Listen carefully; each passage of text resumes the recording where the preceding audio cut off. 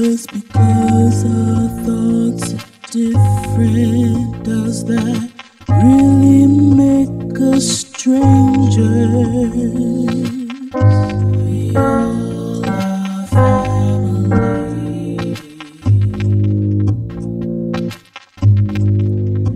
I think sometimes we fear each other when there really is no need.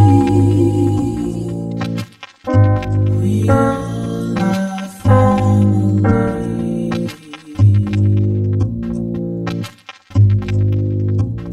Understanding one another may not be so difficult at all. We all are family.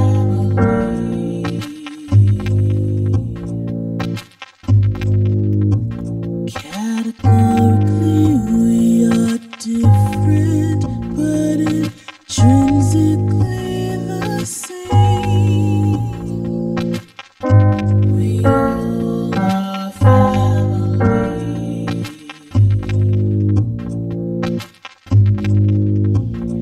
We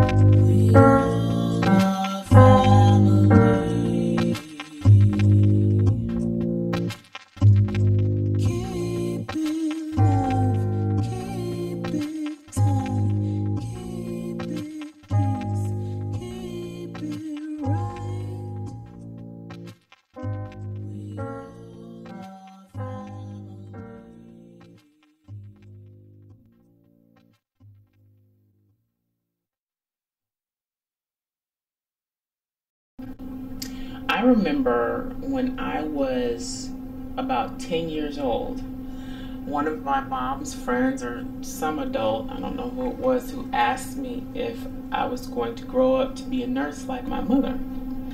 And if I at 10 could have found a respectful way to say hell no, that was really what I felt. And it was around that time that I found my first passion, which was theater. And started acting at that time, ended up going to a high school with a performing arts program. And in my mind, I was going to go to Northwestern University and I was going to major in theater, and you know, I had it all figured out.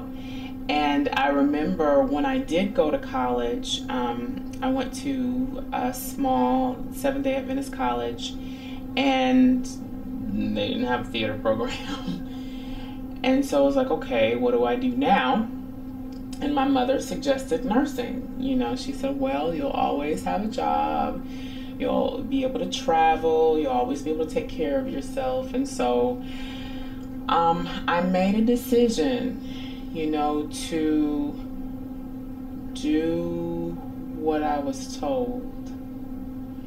Because at the time, I didn't really have the courage to do what I wanted to do. So, 13 years later, I've been a psych nurse for 13 years now, working in and out of mental institutions, and for the last 3 years in corrections.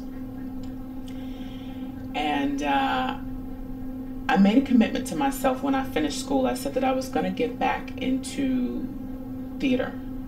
And actually what happened, when I finished nursing school, I also started singing. So I kind of took a different turn creatively. So for the last 13 years while I've been doing nursing, I've also been developing my craft, you know, as a singer, songwriter, musician, and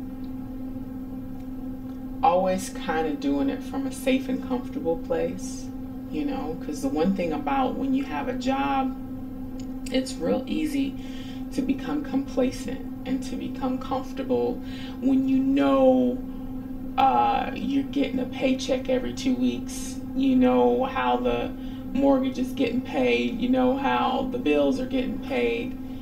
You know, but I was always diligently working on the side, you know, doing this music thing, you know, and put together an EP back in 2004, and just recently released my first full-length album last year. So how I got to this point, I really honestly feel like I needed something to kind of kick me out the door or kind of push me, you know, because I've been afraid. You know, I've been afraid to do it. All the while having friends who've been doing it, who are doing it, and who are thriving, and looking at them and saying, what's so different, you know, about them? I know that if they can do these things, I can do them too. I'm no less talented or intelligent or capable, you know, but why is it so hard? You know, but this walk,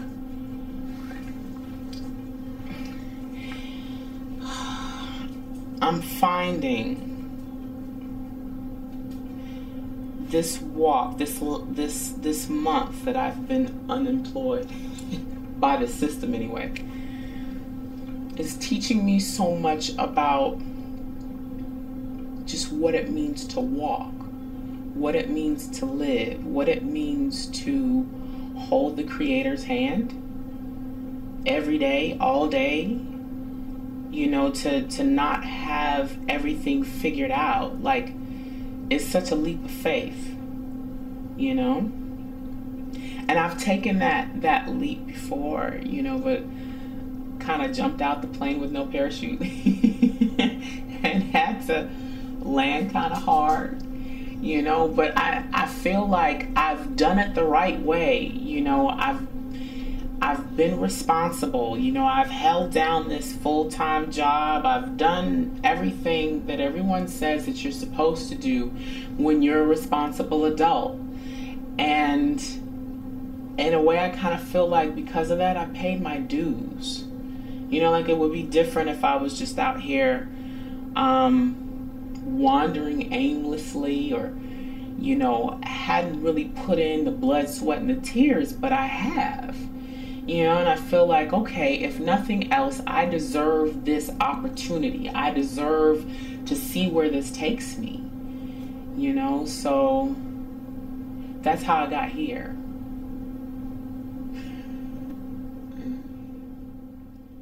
I've always been an artist. And I knew I didn't want to be a nurse. And boy, that's been an Achilles heel for me. You know, I didn't want to do it because I saw what nursing did to my mom and how it broke her down, you know. And as a child, I was determined to not let life do to me what I had seen it do to so many adults. I was really preoccupied with that as a child. Like, I don't want to walk into that world that they go into, like when you get a certain age. But Um,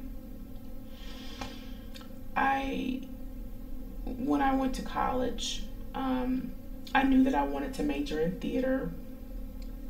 I ended up at a Seventh-day Adventist college, and they didn't have a theater program. And so my mom suggested to me, that I think about nursing, again, because I would always have a job and I would have the flexibility to travel and I would be able to, take care of myself and make money. And so it was like, okay, well, I'll go ahead and do it.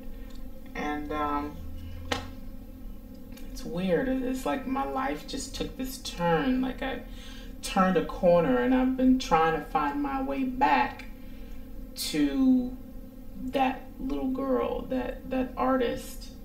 I made the commitment when I finished nursing school that I would go back into theater, that I would go back into my art. And what ended up happening when I finished nursing school, I ended up starting to sing and do music. I found my voice, actually. And so my creativity took another turn. So as long as I've been nursing, I've been singing now and working on my craft, which has been the last 13 years now. And I've been kind of doing it safe, so while I've been working in my nursing career on the side, I've been working on my music. I put together an EP back in 2004 and released my first full-length album independently, both of them, but my first full-length album last year. And I've been singing this song for a long time. I want out. I've been praying, God, please give me my opportunity to leave this place, because it's so easy to get caught up in what's safe and comfortable and familiar and what other people's expectations are of you. Like even right now, since I've been let go from this job, I've had so many people with their suggestions about, oh, well, you're a nurse, it should be easy for you to find a job, you'll find a job easy. And there's a part of me that they don't hear screaming inside of me like, I don't want another nursing job. Like, I swear I don't. But whenever you decide to travel the road less traveled, I think it frightens people. It frightens most people because most people are accustomed to what's comfortable and to what's familiar. And this is the way we do it. And I couldn't be more excited right now. Like, I don't know what is going to happen from one day to the next. And that excites me, because I feel like, how do I put it? I just feel divinely guided. Not that I wasn't divinely guided before, but it's a little bit different when you take a risk. Because I believe that, I was saying, it was almost the lyric to a song, that life loves the ones who live her. And when you live life and you're willing to take the risk to do what you're afraid to do, that life will say to you, oh, okay. Oh, so you're really serious about something. Okay, well, let me throw you this and see how you deal with this. That's why that I realize in retrospect that I wasn't really fully aware of being in the midst of it. Working in the field of psychiatry has really given me a lot of insight into myself and a lot of insight into human nature. And working in the types of environments that I've been in mental institutions and working in a correctional facility, these are very energetically draining places. One, because when you're working in a mental institution, you're dealing with people who a lot of times are victims. You know, there's a lot of victimization that occurs. And the thing about that, when you're the caretaker of a victim, it's very easy to give a lot of your energy away. And so I feel like what I am having to do differently now that working in this environment has taught me, I'm having to learn how to reintegrate my energy so that I have more of my own energy for my disposal, or at my disposal. Because like a friend of mine told me, you know, when you're constantly having to fight, when you're constantly being drained, when you're constantly in a position where your energy is going out, you don't have the energy that you need in order to build your own life, you know. And the one thing that I know about myself is that I'm magical, I'm powerful, but I've spent all of this time giving my energy away, so that a lot of times I've been making it on scraps. I've been doing what I've been doing creatively on remnants of my own energy. So I'm becoming way more aware of my boundaries, especially because I'm also very empathic. It's easy for me to take on other people's stuff and sometimes not realize when I'm feeling depressed that what this energy wasn't mine to begin with. This was somebody else's stuff that I took on, you know. So I'm becoming more vocal these days about what I need and what I'm willing to accept and what I'm not willing to accept, and learning how to do it and not be so afraid of hurting people's feelings. You know, like having telephone conversations sometimes with people and maybe they might be pulling a little bit, and learning how to say, okay, I'm complete with this conversation. I gotta go because I need to go take care of myself. You know, that's a really liberating feeling.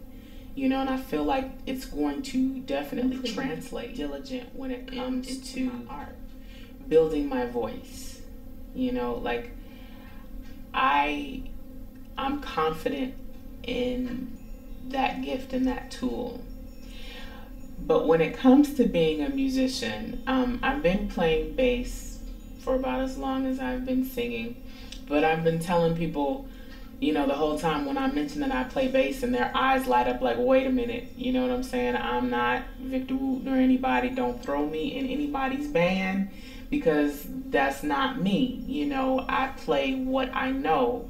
And then I've been like, you know, some musicians where, you know, I'll pick it up and I'll play and I'll do my thing for a while, then I'll put it down. And, you know, I just was never really all that confident, you know, in my bass playing. And it's been one of those things that's been reflected, you know, I think in my music. But several years ago, a musician that I work with, a kalimba player, I remember he used to use a loop station. And I remember him telling me, you know, you should really think about using one of these things. You know, because there's so much energy. For anybody who has ever walked this road, it requires 150% of what you have. Sometimes it requires what you don't have. You know, so the idea of putting bands together and, you know, getting out and performing is just, it's a lot. And then trying to hold down a full-time job, it was just a puzzle in my head. So I ended up getting this loop station, right? Maybe about, I say 4 years ago. And I think I found my niche. Took me a long time to really use it consistently. Like, I used it once and it was pretty cool for a performance, and then I kind of put it away. And then I pulled it back out and dusted it off last year for my album release. And what I realized was that I didn't have to play the bass with the band and hold it down the whole time. And there was something very organic that came out of me using this loop station that allowed me to be on stage the way I like to be on stage. Because one of the issues that I've had with like playing the bass and singing that has felt confining is that I would much rather go to town on a microphone than on a bass. You know, the bass is really just for, you know, the framework and for, you know, getting the concept of the song together. And so using this loop station has really been freeing for me. You know, like I had a performance just this last Saturday where I pulled it out, you know, and there were people there who had seen me perform in various capacities, but who were really kind of blown away by what I was doing with this thing. And what I love about it is that, again, it's organic. So you get everything. You get the mistakes. You get the ideas just come from out of nowhere in the moment. You know, it allows me to be able to freestyle vocally, you know, and it's really, really freeing. I'm really, really thankful for this new leg of the journey because it's helping me to really become more comfortable with what I do and not be so caught up in, oh, well, if I'm a bass player, I need to be ripping it, you know? No, I use the bass for what I use it for, you know? But I think at the end of the day, most people will still get what it is that I'm trying to say and trying to do. You know, in terms of what I'm trying to say, and let me be careful when I answer this question because I don't want to box myself in, but I really do believe that music reflects the consciousness of the people, you know, and my goal when I write anything or when I sing anything is to hopefully share something that will be beneficial to someone else. Hopefully there will be some little nugget that they can take with them and say, wow, I really needed to hear that, you know, or I've been through that before, and the way that you put that really shed some light on my own experience. You know, I just want to know that I'm feeding people and that I'm not feeding them garbage. And that's not to say that I don't write about frivolous things, you know, because life is life and there are so many different aspects and components that are relevant, you know, but I just I want to feed people, and I want to leave something that millenniums from now, you know, if they can transfer from CD to whatever bit of technology that we're going into, that somebody millenniums from now will be able to listen and it will still be relevant. You know, that's my goal, you know. And in terms of what I do, that's a hard one to pin down sometimes because I feel like everything is constantly changing. Like, I don't know who I am. I know bits and pieces of who I am because, yeah, I live with me, but I surprise myself from day to day, and I like that. You know, I like not being able to pin me down. You know, so today I can tell you what I do today. Today, you know, I am embarking on this new journey of being a full-time artist, of living my dream of working for myself, of prayerfully touching the world with this music that I write and I sing. But that's just today. Catch me tomorrow, and who knows, I use spells. And I'm saying this consciously and purposefully for the first time. I've been told by other people when they listen, you know, oh, it's so hypnotic, or, you know, bewitching, whatever it is that they want to call it, but I weave spells, you know, and there's spells for growth, you know, and inspiration, and change. You know, like my intention when I sing in front of people, I'm praying that they'll be changed for the better. You know, that something will make them think. Something about what I sing will make them think, or encourage them, or inspire them. You know? The thing about making music to me and putting together projects, like, for each project, I may have set out to make an album, but the album was making me. Like, what happened that time in my life when I put together the EP, I had just finished participating in a musical called Japani Song. And it was the first bit of theater that I had done since I finished nursing school. And I was so amped and I was so inspired. It was like, okay, I can do this. And I remember I got together with a friend of mine from college, actually, who's a producer, and we started work on this EP. I think we finished the groundwork for it in like a month. And I remember we took a break so that I could go to Chicago to visit some family. And it wasn't until I returned that I found out that I was pregnant. And it wasn't necessarily the most welcomed experience, I'll put it like that. Because I felt like, wow, I finally got to the place where I took myself seriously enough to start this project. And oh, now a baby, like, what am I gonna do? And it was a threatened pregnancy from the beginning, and I ended up miscarrying. And you know, me and that child, we made peace. You know, I was cool with that. And I really felt like after that happened, because we're talking, okay, this is about four months later. But after it happened, I remember kind of hearing the spirit ask me or say, now you got another chance. What are you gonna do? You gonna bullshit or barbecue? You know?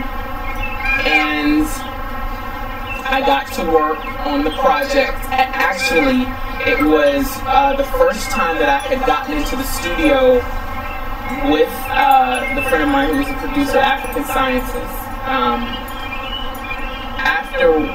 It was the first time we got into the studio after the miscarriage that the 5th song, Love in Space, came. And that was really significant because that's the song that made the most noise, you know, but it definitely represented where I was in the moment. And so, you know, it was just very methodical after that, you know. That album told a story. You know, and I won't give the story away. I hope that you just get the project, you know, get the EP and you hear the story.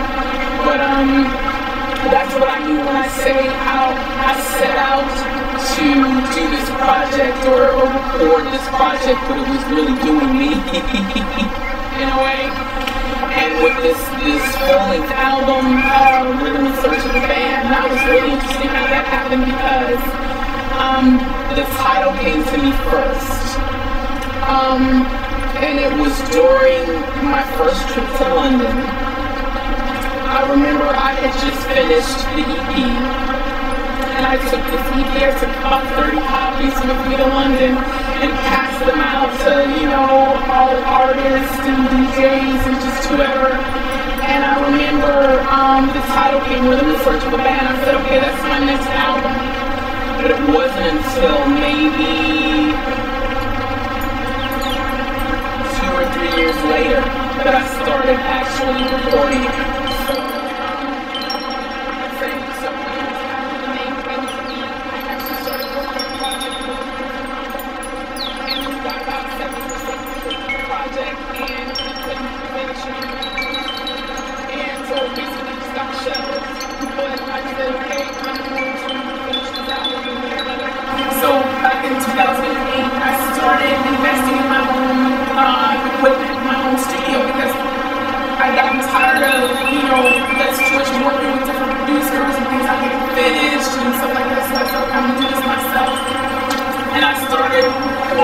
project.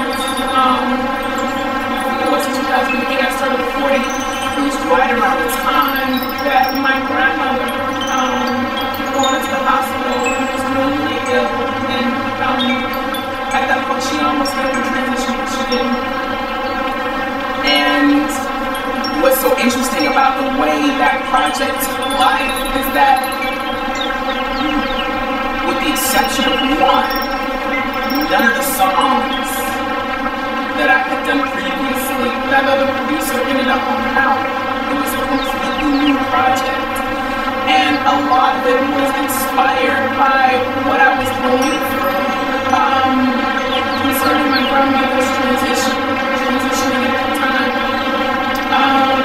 Her death brought a rift in our family.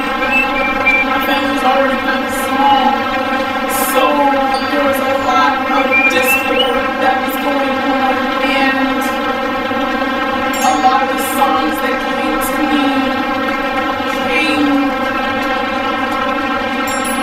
out of an effort to try to deal with all of the emotions that I was feeling.